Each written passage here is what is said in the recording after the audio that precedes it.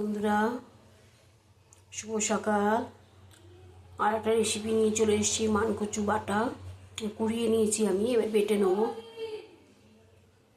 অন্য রান্নাঘরের আজকে রেসিপি মানকচু বাটা, লঙ্কা রসুন মানকচু কুড়িয়ে নিয়েছি, এবার বেটে নেবো। বেটে না নিলে এমনি করা যেত, কিন্তু শুকনো লঙ্কাগুলি বাটা হবে না। তাহলে এই মিক্সিতে, এই যে মিক্সি বলের মধ্যে দিয়ে দেবো সব।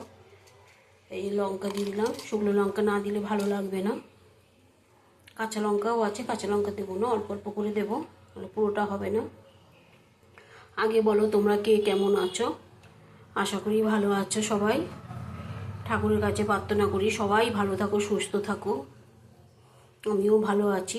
তোমাদের একটা করে রোজ রেসিপি দেখাবো।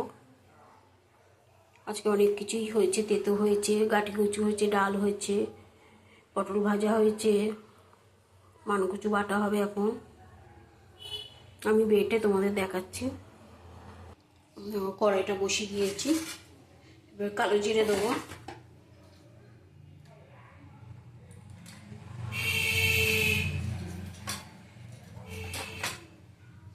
কালো জিরে দিলাম, এই দেখো কালো জিরে তেতে গেছে কড়াইটা। এ দেখো মানকচুটা বেটে নিয়ে এসছি, দিয়ে দেবো।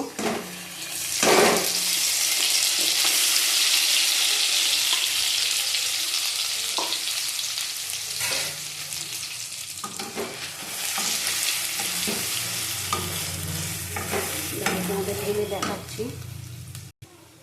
হলুদের গুঁড়ো দেবো। তোমরা পারলে সর্ষে দিয়ে, নারকেল দিয়ে বাটা করতে পারো, খুব সুন্দর লাগে ওটা। আমরা ওটা খাবো না কেন, অম্বল যদি হয়ে যায়, গ্যাস অম্বলের ব্যথা উঠলে আরেক সর্বনাশ হয়ে যাবে। এটাও ভালো লাগে, রসুন দিয়ে শুকনো লঙ্কা দিয়ে বেটে নিলে এটাও খুব সুন্দর লাগে।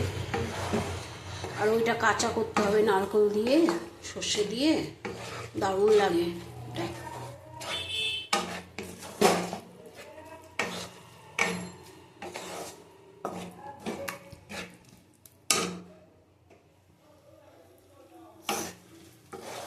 কুড়িয়েও করা যায়, কুড়িয়ে করলে শুকনো লঙ্কাটা বাটা হবে না। তাহলে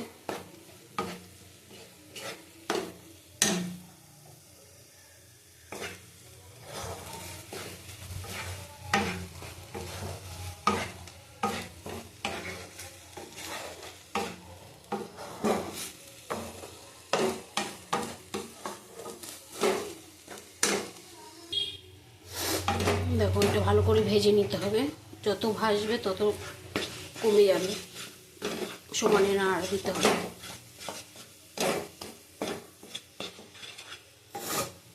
মানকচু বাটা দিয়ে খাওয়া হয়ে যায়।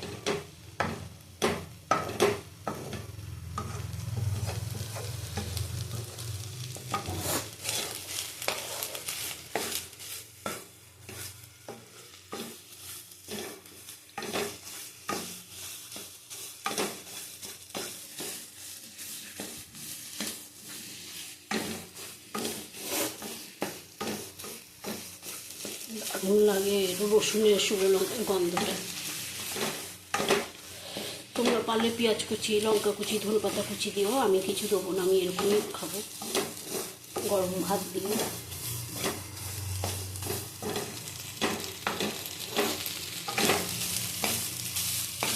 কতটা বেটেছিলাম, মিক্সির বাটিতে ধরছিলই না, এতটা বেটে হয়ে গেছে বাটা। আর এখন দেখো কতটা হয়ে গেল, একদম অল্প।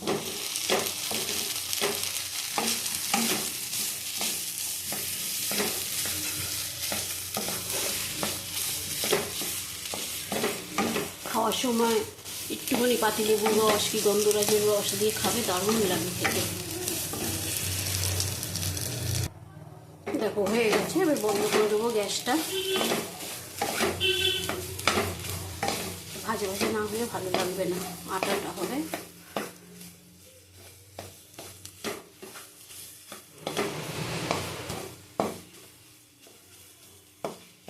তোমাদের তুলে দেখাচ্ছি। এ দেখো মানকচু বাটাটা হয়ে গেছে। আজকের মতন রেসিপি শেষ। Tata, bye bye. কালকে আবার আসবো অনন্য রান্নাঘরে।